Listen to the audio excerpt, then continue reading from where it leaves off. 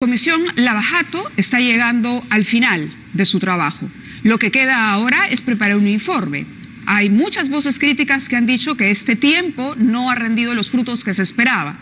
La congresista nos va a contar ahora algunas de las conclusiones a las que ha llegado la comisión, en la medida de que, por supuesto, no quiebre la reserva del caso, pero importante que hagamos un balance de lo investigado hasta el momento, porque había una misión concreta para esta comisión. Ha sido año y medio de trabajo, mucho personal dedicado, muchos documentos recabados, muchas consecuencias políticas en el camino también, valgan verdades, y toca el momento de evaluar lo que se hizo en este grupo parlamentario. Bienvenida, Rosa, y gracias como siempre por estar con nosotros. Gracias, Mabel, a usted por la oportunidad.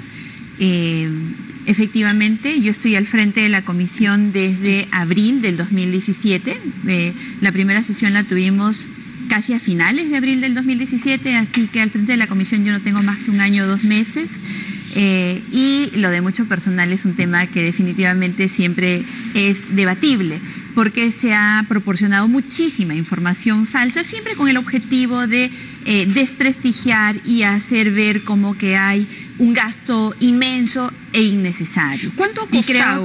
¿Podríamos abrir con eso? No, porque yo no hago el control financiero del Congreso. Para eso hay un área administrativa que se encarga de la contratación y de la asignación de recursos. Lo que sí le puedo decir es que el número de personal que se ha tenido es el mínimo indispensable para que funcione una comisión. Incluso puede ser equiparable a las grandes comisiones ordinarias del Congreso. Se ha hablado de números siempre variables. Algunos decían gasta 160.000 al mes, otros decían son 200, otros decían son 300. Incluso hubo algunos irresponsables congresistas que se atrevieron a decir les pagan beneficios sociales, seguro. O sea, yo no sé qué pretendían. Probablemente pretendían que haya un grupo raquítico, un grupo maltratado o un grupo mínimo. Obviamente a quienes les interesa que la verdad no salga a la luz, cualquiera, hubieran sido 2, hubieran sido 10, hubieran sido 1000, siempre les habría parecido excesivo, ¿no? Entonces eso es algo que siempre es la primera vez que hago referencia a esto, porque me pareció innecesario antes referirme a cuestiones que en realidad son parte del trabajo que el Congreso tiene que hacer. El trabajo de la fiscalización y el control político y la investigación parlamentaria incluso tienen un presupuesto asignado desde que se conceptúa. ¿Hay una partida en el presupuesto del Poder Legislativo del Congreso que esté destinado a esta labor legislativa de fiscalización? Así es. ¿Cuál es? Yo no conozco la cifra en este momento. Lo que sí le puedo decir es que hay un presupuesto exclusivamente destinado para hacer investigación parlamentaria. Es decir, no es que el Congreso decide todo lo que fiscaliza y decide, delega en otros poderes, por ejemplo en el Ejecutivo, la legislación para dedicarse a fiscalizar, porque aquí lo que hubo en un momento fue el señalamiento de que la comisión estaba absolutamente politizada y que se había utilizado la comisión justamente para investigar a contrincantes políticos de Fuerza Popular, ¿no? Es magnífica su pregunta porque me permite reforzar lo que antes sí hemos señalado. La comisión es una comisión multipartidaria. En la comisión todas las fuerzas políticas tienen un asiento. Dice una comisión politizada. Por Dios, ¿qué es el Congreso? ¿Acaso el Congreso no es un foro político por excelencia? ¿Acaso al Congreso no llegan políticos representando a partidos políticos elegidos en elecciones democráticas, transparentes, fiscalizadas? Entonces, esto de que haya un sesgo político, en realidad yo no sé de qué forma podría existir. Neutralidad en la investigación sí es lo que hay que exigir. Neutralidad para poder investigar con imparcialidad. Pero esta imparcialidad la da la misma composición de la comisión. Es imposible que teniendo un solo asiento cada fuerza política, y esto independientemente de la fuerza que tenga en la composición del Parlamento. Recuerde que Fuerza Popular, cuando se constituyó esta comisión, eran 72 parlamentarios. Y sin embargo, la proporcionalidad de ese número en la comisión nunca se ha visto reflejada. Somos 2 de 7. Los demás son 1-1. El APRA y Acción Popular tienen un asiento cuando tienen 5 congresistas. Entonces, esa necesaria neutralidad se consigue en el balance de sus miembros y en el mutuo control que nosotros nos hacemos. Y además, en la decisión que se tomó en la comisión de hacer públicas todas las sesiones. Entonces, quien ha seguido las sesiones, las 115 sesiones que hemos tenido, puede haberse dado cuenta perfectamente de si esta comisión efectivamente ha actuado con acuciosidad, con imparcialidad, con neutralidad y también, obviamente, con la necesaria neutralidad. Además de la neutralidad, de la necesaria severidad que se necesitaba para poder obtener testimonios que nos sirvan. El informe de la Comisión Lavajato va a llevar la firma de todos los integrantes de la comisión. Si es que acaso es aprobado por todos, que es el objetivo que nosotros tenemos, ¿no? La investigación ha sido acompañada por todos sus miembros. Quiero hacer una especial mención en este momento a otros congresistas que nos han acompañado permanentemente. De Fuerza Popular, la congresista Alejandra Aramayo, por ejemplo, que ha acompañado, y a los congresistas Jorge Castro y Gino Costa, que aun cuando fueron separados de sus organizaciones políticas para seguir siendo parte de la comisión, han seguido y siguen acompañando esta investigación. Pero le hacía la pregunta porque entiendo que es un trabajo de equipo. Sí. No es la comisión de Rosa Bartra. Usted misma me está diciendo, no es la comisión de Rosa Bartra. Nunca lo fue. Por lo tanto, lo que correspondería es que tengamos, digamos, un informe que esté avalado, respaldado por los integrantes que han participado todos en mayor o menor medida en esta investigación. ¿Está decepcionada de alguno de los integrantes de la comisión? No, porque yo pienso que cada quien ha hecho lo mejor que ha podido hacer. De hecho, el informe en el cual nosotros damos cuenta de lo que está pendiente por recibir y que nos permite pedir una ampliación de plazo fue aprobado por unanimidad. Y esa unanimidad significó los votos del Frente Amplio y los votos de Peruanos por el Cambio. Así que, más allá de las naturales discrepancias que se tiene, yo estoy muy agradecida con el grupo y con los aportes que han tenido. En la última etapa se les ha pedido a todos que revisen el número completo de relacionados con la investigación, que aporten con preguntas porque se han enviado pliegos interrogatorios. O sea, no solamente se han tenido interrogatorios en sesión, sino que también se han enviado pliegos interrogatorios, que participen, que alcancen preguntas, cuando hemos solicitado asistencia judicial internacional, cuando hemos pretendido que a través del Ministerio Público nos atiendan con interrogatorios a Marcelo Odebrecht, Jorge Barata, Migliaccio y los demás involucrados en este caso, hemos tenido la participación plena de ellos. De hecho, en 115, que fueron 117 convocatorias, solamente en 2 ocasiones hemos suspendido por falta de quórum, lo cual da cuenta del enorme esfuerzo que han hecho sus miembros por participar y colaborar. La comisión fue creada para investigar la corrupción en los contratos de obras públicas, en los que había participado la empresa Odebrecht y otras empresas brasileñas también, dedicadas a la construcción, básicamente. ¿Es correcto? La comisión se constituye para investigar los presuntos sobornos, coimas y dádivas que hubieran percibido funcionarios de cualquier nivel de gobierno por parte de las empresas brasileñas Odebrecht, OAS, Camargo Correa, Queiroz Galbao, Andrade Gutiérrez y o sus consorciadas peruanas, desde que empezaron sus actividades hasta la actualidad.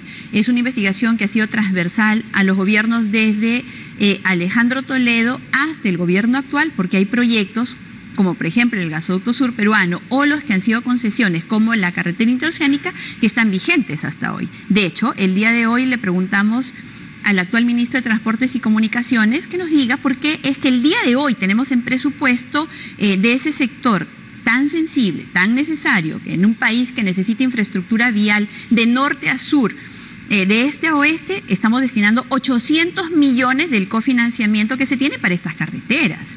Entonces, el día de hoy seguimos pagando 800 millones de soles en la carretera interoceánica, por ejemplo, o en las carreteras interoceánicas. ¿Y qué podemos esperar del resultado final? Es decir, ¿qué es lo que nos va a contar o revelar la Comisión Lavajato después de todo este tiempo de trabajo? En el marco que nosotros hemos investigado, que tiene más de un contexto.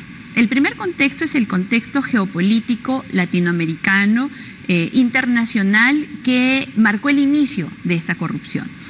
Y hay un análisis geopolítico de una dominación pretendida por Brasil a través de la utilización de recursos, a través del dinero, a través de proyectos que estratégicamente se habrían diseñado para permitir el avance de Brasil y ocupar posiciones estratégicas, carreteras, energía, por ejemplo. Se habla del neocastrismo que habría pretendido tener una hegemonía brasileña, primero económica y luego en ese proceso una penetración ideológica. Ideológica ideológica de los grupos pues del Partido de los Trabajadores, de la gente de Lula, y que, como vemos, tuvieron muchos presidentes en América Latina. Y eso es algo que no lo podemos desconocer. Entonces hay ese contexto que se ha hecho el análisis y de inversión que ellos tenían en sectores estratégicos, carreteras, energía, por ejemplo, ¿no?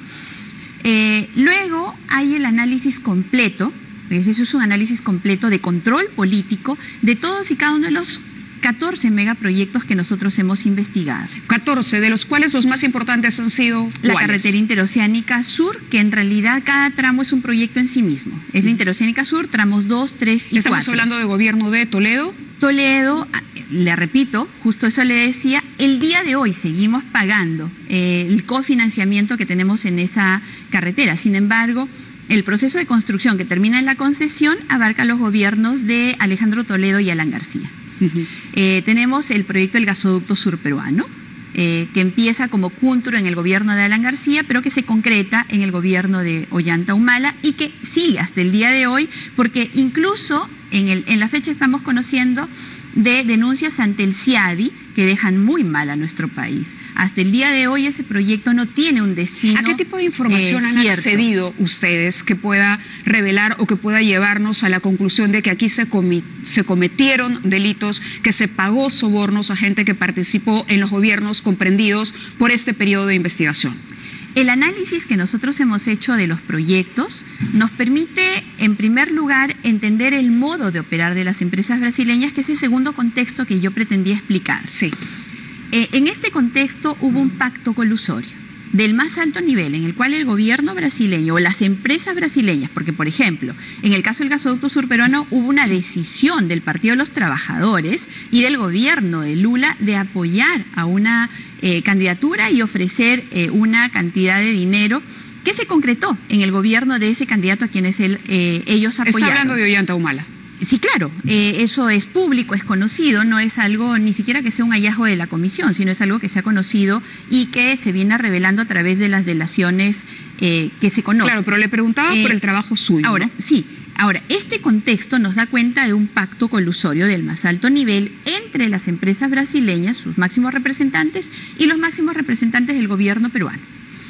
Este pacto colusorio luego se traducía en ajustar todo un marco normativo ad hoc para favorecer a las brasileñas y para excluir a los competidores. ¿Cómo se materializaba? Emisión de leyes, decretos de urgencia, decretos supremos, circulares, la designación de funcionarios ad hoc en los comités que iban a llevar adelante el proceso. Y direccionarlo, por supuesto, en el sentido que las empresas brasileñas necesitaban para poder finalmente concretar ese pacto colusorio. Eso nosotros hemos podido determinarlo y evidenciarlo. Estamos hablando de empleados que hayan incurrido en estas faltas o delitos, seguramente eso lo determinará la justicia, de todos los niveles. ¿Desde qué nivel hasta qué nivel? Nosotros hemos encontrado participación desde el más alto nivel en las decisiones políticas de impulsar determinados proyectos y de impulsarlos. Pero hay elementos probatorios, por ejemplo, que puedan demostrar que en su momento Alejandro Toledo favoreció directamente con la emisión de alguna norma la realización de una obra de Odebrecht, que esto ocurrió también en el gobierno de García, que ocurrió con Susana Villarán, que ocurrió con Ollanta Humala. Es decir, la comisión tiene esas pruebas en su poder, porque lo que sabemos es que la Fiscalía hoy está en peligro, está estancada en sus investigaciones. Hemos recibido todos como un baldazo de agua fría la noticia de que el señor Barata finalmente sigue poniendo condiciones y no conocemos el acuerdo con el Ministerio Público. Entonces, ayer Víctor Andrés García Belaúnde decía, bueno, la comisión se ha hecho ese trabajo y sí se van a conocer, se van a revelar informaciones que van a ir definitivamente a las autoridades, porque esto no queda en el Congreso, esto debería derivarse a la Fiscalía. ¿Es correcto? Sí. Antes de responder el destino que tiene las conclusiones, que obviamente por mandato del reglamento no pueden ser reveladas, se mantienen bajo el principio de reserva, y nosotros sí hemos mantenido el principio de reserva, y de manera absolutamente escrupulosa. A la pregunta que usted me hizo, sí, nosotros cada hecho que acreditemos tiene que estar sustentado. Si el presidente de la República del proyecto en el cual analizamos, por ejemplo, participó de reuniones a las cuales no tenía por qué asistir, si impulsó si recomendó acortar plazos, si recomendó retirar o poner un funcionario, si tuvo reuniones que coinciden con determinadas decisiones, si suscribió decretos supremos o decretos de urgencia sin mayor sustento. ¿Pero son y sin indicios mayor control. o son pruebas? Esa es la pregunta. Eso ¿Son es indicios a investigar o son pruebas que demuestran que aquí el señor Toledo cobró un soborno por impulsar la carretera interoceánica, por ejemplo? Si usted me hace la pregunta concreta, y obviamente yo no le voy a responder desde el punto de vista de la comisión en términos de conclusiones, porque estaría adelantando opinión, y eso es algo que definitivamente estoy impedida de hacer. Pero en el caso concreto existe la delación de Jorge Barata, de Marcelo Odebrecht, de Joseph Maiman, de que él recibió una coima que la pidió en 35 millones y que primero recibió 20 y que se quedaron pendiente un saldo. O sea, claro, pero digamos, eso es lo que dice Barata. Claro, pero que está acreditado en un proceso judicial en la adquisición de propiedades que no tienen un origen conocido y una serie de movimientos económicos. Pero hasta ahí estamos en los fueros del Poder Judicial y el Ministerio. Y entonces ahí estamos hablando de elementos de convicción que te llevan a sustentar una tesis de comisión de un delito. Es decir, las acciones de gobierno en el caso de la que fueron contraparte de eso, ¿no? En el caso de la comisión, nosotros hemos obtenido material suficiente que puede acreditar la vinculación de una persona, funcionario o empresario o abogado o árbitro o supervisor que, por ejemplo, en determinado proyecto tomó determinadas decisiones que se condicen con lo que él debió haber hecho si hubiera observado lo que todo funcionario público debe observar, si transgredió normas, si no observó plazos, si habiendo una deficiencia en construcción no la reportó o la reportó deficientemente o si autorizó un pago cuando había un avance que no estaba aprobado. Y además puede presentarse indicios que den cuenta de enriquecimiento injustificado, adquisición de propiedades o de pronto dinero en cuentas. Recuerde usted que la comisión ha accedido al secreto bancario, a la reserva tributaria e incluso en algunos casos a la reserva del secreto de las comunicaciones. Por eso le preguntaba, ¿cuál es el material con el que ustedes tienen? ¿Tienen información de comunicaciones? Sí. ¿Tienen información de movimientos bancarios? Sí. ¿Tienen información de tributaria? Sí. ¿También? Sí. ¿Algún otro tipo de información? Toda la información relacionada a la actitud de ellos en los proyectos. ¿Cuáles fueron todos los actos de función que ellos tuvieron? Recuerde, Mávila, no sé si con usted lo he comentado, no ha sido lo suficientemente comentado, hay un almacén también de documentos de Odebrecht en Lurín, que hace poco la Fiscalía presentó como parte de su trabajo y que estaban allanando. La comisión está trabajando hace 2 meses a tiempo completo en ese almacén, revisando documentación y obteniendo información valiosa. También hemos obtenido información por parte de las empresas. Es decir, las empresas han alcanzado la información que la comisión ha requerido. ¿Todas las brasileñas han participado? Algunas menos que otras. Odebrecht, por ejemplo, alcanza información que el Ministerio Público no ha inmovilizado o que no les ha ordenado específicamente no entregar a la comisión. ¿Por qué? Porque ellos entregan información referida a actos lícitos, pero ellos han tenido también manejos que han ido económicamente, por ejemplo, a la Caja 2. Esa información nosotros ya la obtenemos por otras rutas, pero la comisión no ha descansado en obtener información. Recuerde usted que para que un proyecto ocurra hay muchas fuentes de información y nosotros hemos acudido a todas. No todas nos han entregado, pero jamás habríamos llegado, que la por SUNAT ejemplo, y la superintendencia, por ejemplo, usted ha sido crítica con el trabajo de ellos y con la colaboración. Ha dicho que son las entidades que han colaborado menos con la comisión. Además de estas, ¿dónde han estado los mayores escollos para realizar la investigación? Yo no he dicho que la SBS y la SUNAT son las que menos han colaborado. Ese es un titular que no corresponde a lo que yo he afirmado. Si quisiera hacer una calificación de ese tipo, diría el Ministerio Público es el que menos ha colaborado, porque el Ministerio Público ha colaborado 0 con la comisión. Les hemos pedido que trasladen interrogatorios nuestros a nosotros invocando a la colaboración internacional. Nos han dicho no, porque ellos no van a querer, o sea, ni siquiera se han tomado el trabajo de trasladar y que sea pues la Procuraduría General de Brasil que responda en sentido negativo, ni siquiera lo han trasladado. Sin embargo, sí hemos trasladado interrogatorios a través de Cancillería, no sabemos cuál sea la respuesta, pero con esto le quiero decir que nuestro afán de encontrar la verdad no se ha detenido ante un cierra-puerta. Entonces, sí hay una calificación de ese tipo. ¿Han buscado como un camino alternativo? Todo el tiempo. Para obtener esa información. En el caso de la Fiscalía ha sido Cancillería. Hemos encontrado el camino por Cancillería apelando a los tratados internacionales de lucha contra la corrupción. ¿Ya ha sido productivo el esfuerzo? Todavía no tenemos respuesta, pero por lo menos han trasladado nuestros pedidos, ¿no? Cosa que no logramos con el Ministerio Público. La SBS está entregando información, solamente que como tenemos un número tan grande de relacionados con la investigación, de pronto esto resulta bastante trabajoso. Son 41 entidades financieras que deben responder por cada uno de los investigados. Entonces, esperamos que aceleren porque nosotros necesitamos esa información. En cuanto a la SUNAT, sí llama un poco más la atención. Ahí ha sido un poco más lento, un poco más... ¿Y el motivo cuál ha sido? Casi siempre han necesitado precisiones, mayores alcances. ¿Burocracia? Sí, un tema burocrático que llama la atención. Y nos llama la atención también, Mávila, porque digamos la SUNAT tiene una enorme responsabilidad y muchas explicaciones que dar en este megacaso de corrupción. O sea, la SUNAT investiga, fiscaliza y puede detectar una operación, por ejemplo, falsa.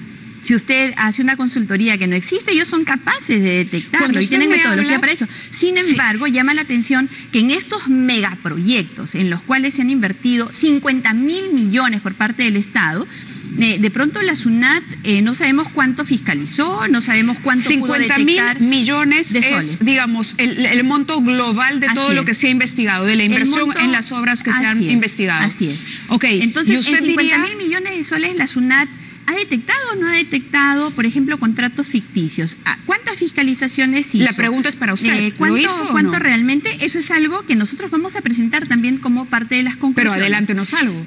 Yo creo que la SUNAT pudo haber hecho mucho más de lo que realmente hizo. Y creo que esa tiene que ser una lección aprendida. ¿Y por qué cree que no lo hizo?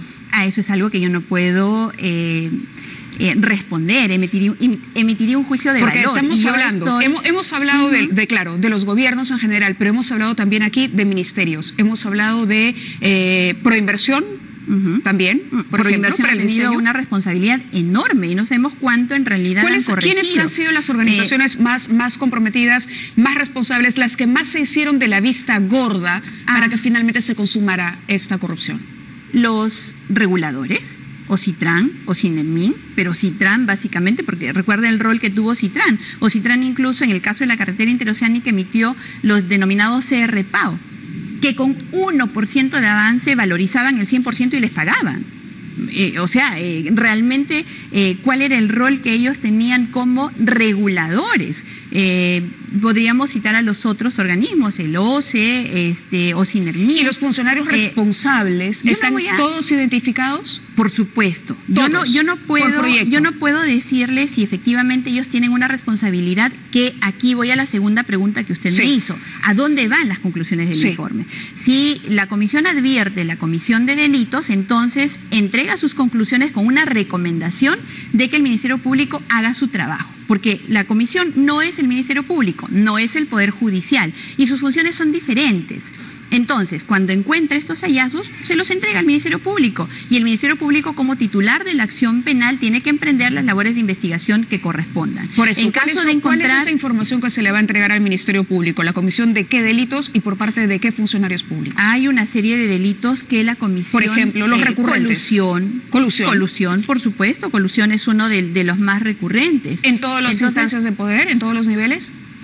Dependiendo del proyecto, sí, en muchos de ellos, por mencionar uno podría mencionar varios, pero yo preferiría no mencionarlos porque de pronto esto se puede convertir ya, y la comisión ha tenido muchísimos escollos, muchísimos. Esta comisión han pretendido desactivarla desde sus orígenes. Entonces, llegar a estas alturas de la investigación y empezar a cometer errores como adelantar juicio, adelantar opinión, que no creo que es algo que deba hacer. Entonces, le digo, hay un capítulo que en forma de conclusiones se debe alcanzar al Ministerio Público junto con todo el material en el cual nosotros sustentamos nuestras conclusiones.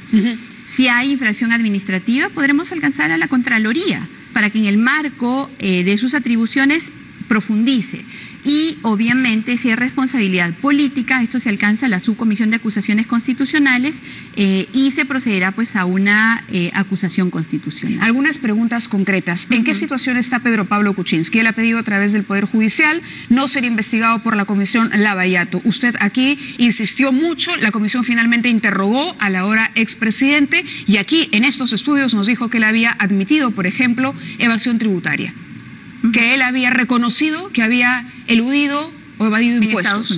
En Estados Unidos. Así es. ¿Cuál es la situación de Pedro Pablo Kuczynski como funcionario del gobierno de Toledo? Entiendo, porque él no está investigado como presidente, sino como ministro y como funcionario de ese gobierno. En este programa usted ha hecho un desarrollo bastante extenso de lo que ha significado Pedro Pablo Kuczynski y sus negadas relaciones con Odebrecht.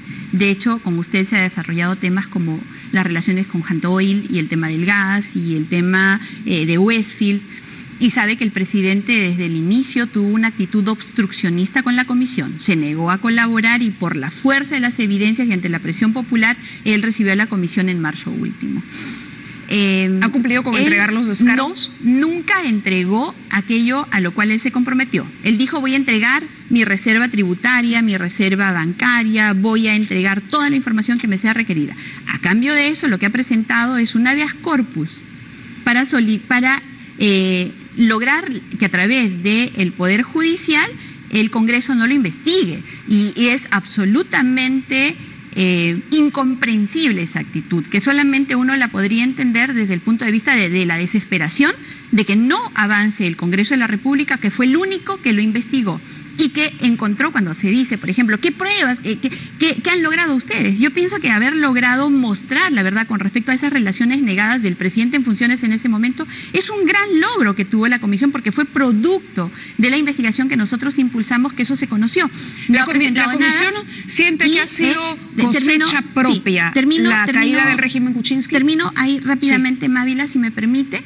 El presidente de Kuczynski, a través de su abogado, ha presentado un recurso diciendo no me pueden investigar porque ya me está investigando el Ministerio Público, sí, desconociendo que la comisión lo investigó muchísimo más antes que el Ministerio Público, que el Ministerio Público abre una indagación preliminar después que la comisión presenta todas las pruebas, nunca antes, y desconociendo lo más importante, que el Congreso de la República y el Ministerio Público no superponen sus funciones, por el contrario, deberían, como está establecido en nuestro ordenamiento constitucional y legal, ser complementarias. ¿Qué está buscando? Que el Congreso no pueda concluir con las responsabilidades que encuentre. ¿Cuál es el camino que está escogiendo? Ha ido al Poder Judicial, ya se declaró improcedente en primera instancia, seguramente va a ocurrir lo mismo en segunda instancia, porque no es atendible su pedido y seguramente llegará a un cómodo y conveniente Tribunal Constitucional, que ya sabemos cómo está trabajando últimamente y que tiene serios cuestionamientos, no solamente por parte mía, que sí los tengo, sino por parte de la población que ¿Cree que el Tribunal Constitucional está entorpeciendo las investigaciones que puede hacer la comisión? Por eso es que yo invoco a quienes van a resolver ahora en el Poder Judicial a que se pronuncien sobre el fondo. Que se pronuncien sobre el fondo. ¿Tiene o no competencia el Congreso de la República a través de sus comisiones investigadoras para impulsar una investigación así esté en sede jurisdiccional, así esté en el Ministerio Público? El reglamento del Congreso es absolutamente claro. Una investigación parlamentaria no se detiene por el inicio de una investigación en sede fiscal. Van en caminos paralelos. Además con métodos y fines diferentes. Entonces, ese pronunciamiento del Poder Judicial no debería ser solo sobre el pedido, sino sobre el fondo. El Congreso debe o no debe investigar, de tal manera que así el Tribunal Constitucional, que de pronto se ha convertido en el ente que resuelve judicialmente los temas, también tenga un pronunciamiento acorde con lo que significa respetar el fuero parlamentario, respetar la investigación parlamentaria y respetar a un poder del Estado que para eso también está constituido. Pero la pregunta era, concretamente, la situación es más delicada de lo que pensábamos en el momento de la renuncia de Pedro Pablo Kuczynski, ahora que ustedes ya han concluido el informe, que lo están trabajando. No puedo calificarlo así, sí puedo decirle que hay mucha más información que prueba nuestras tesis iniciales. Las tesis iniciales, o sea, es más complicada, me lo está diciendo. Hay mucho más material. En el caso caso de Alejandro Toledo, ¿hasta dónde llega esta responsabilidad? En todos los casos hay material suficiente que da cuenta de la responsabilidad que nosotros invocamos en nuestra primera hipótesis. Al más alto nivel, es decir, Alejandro Toledo, Susana Villarán también. Del alto nivel, es decir, de los que tomaron decisiones, de los niveles intermedios y de los que participaron directamente. Hablamos de ministros, viceministros, directores generales, miembros de los comités. ¿La exalcaldesa está incluida? La exalcaldesa Susana Villarán ha tenido un rol bastante importante. ¿El expresidente Alan García? ¿También? Hemos investigado su gobierno y obras que tienen que ver con su gobierno. Bueno, pero también están las pruebas que lo comprometen a él. Yo no estoy adelantando pruebas con respecto a nadie, porque eso sería, repito nuevamente, adelantar una conclusión. Lo que estoy diciendo es que de la época en la cual usted me pregunta por Pedro Pablo Kuczynski, es decir, marzo de este año, a la época actual hay abundante material probatorio que da cuenta de que nuestras hipótesis estaban en el camino correcto. Le hago la pregunta para eso es transversal a todos los proyectos que hemos investigado. Las hipótesis que se plantearon, porque usted habla aquí de una manera de operar que no era exclusiva de un gobierno, es decir, no es que Odebrecht trabajó con Toledo y Kuczynski, Odebrecht trabajó con varios gobiernos y trabajó con Villarán y le financió campañas a uno y le financió campañas al otro, es decir, era una manera de operar, y usted lo dijo al inicio de esta entrevista, una manera de ir penetrando geopolíticamente en la región y de ganar poder a través de actividades estratégicas. Entonces, la pregunta es, ¿el grado de compromiso, por ejemplo, que se ha encontrado en Pedro Pablo Kuczynski, también se puede replicar de esta forma transversal a Alan García, Alejandro Toledo, Susana Villarán y los otros investigados? Nosotros hemos investigado 14 megaproyectos a lo largo de 4 gobiernos. ¿Y todos están...? A lo largo de 4 gobiernos. El nivel de responsabilidad que nosotros tenemos se explicará con claridad al momento que se concluya cada proyecto. ¿Cuál es el daño de Odebrecht a nuestro país? ¿Usted podría decir cuánto nos ha costado la corrupción después de la experiencia de año y medio investigando esto? Mucho más que el terrorismo. Yo creo que mucho más que el terrorismo, porque han corroído toda la estructura del Estado. Si algo no les funcionaba, o sea, si su colusión con los supervisores no funcionaba, entonces iban al arbitraje, y el arbitraje siempre se perdía. O sea, más que el terrorismo. Esa sería su gran conclusión. Sí, yo creo que la corrupción... El informe va a ser público, Rosa. Yo creo que la corrupción en nuestro país le ha hecho un daño que solo puede ser comparado en términos de daño a lo que le hizo el terrorismo en nuestro país. ¿Y económicamente se puede lanzar una cifra? Con el añadido, Mávila, de que esta corrupción ha sido una corrupción que ha atacado moralmente a nuestro país. Y al atacar moralmente, al hacer ver que todos podían haber estado involucrados de alguna manera, tiene un impacto irreparable en el corto plazo en nuestro país. Vamos a tener que trabajar muy duro para que la población vuelva a creer, para que haya mecanismos transparentes, para que esta forma de robarle al pueblo, de robar sus recursos, no se repita. Tiene que haber lección aprendida. Si no hay lección aprendida, pueden haber 1, 2, 3, 10, 100 investigaciones, pero esto finalmente se va a repetir y se va a repetir y se va a repetir. La corrupción es tan antigua como los gobiernos locales, de los gobiernos municipales. Todavía hay algunos ámbitos que han quedado fuera por falta de tiempo, ¿no? No es tanto que haya quedado fuera por falta de tiempo, es que esto es demasiado grande. Muy grande. Demasiado grande. ¿Y puede haber una segunda comisión Lavajato que continúe esto? Creo que deberían abrirse comisiones investigadoras sobre varios temas. Porque lo que hay que también determinar es cómo corregimos, cómo prevenimos, cómo sancionamos. Y qué rol va a tener los entes jurisdiccionales en toda esta tarea, cómo finalmente el Estado se protege, cómo realmente actúa la Procuraduría, cómo está actuando, cómo está defendiendo, qué hace la Contraloría para poder prevenir. Ahorita tenemos a la Organización Internacional para las Migraciones al frente de los Panamericanos, cuando ya lo hemos tenido en el pasado y hasta ahora no dan cuenta clara de todo lo que han hecho en el pasado.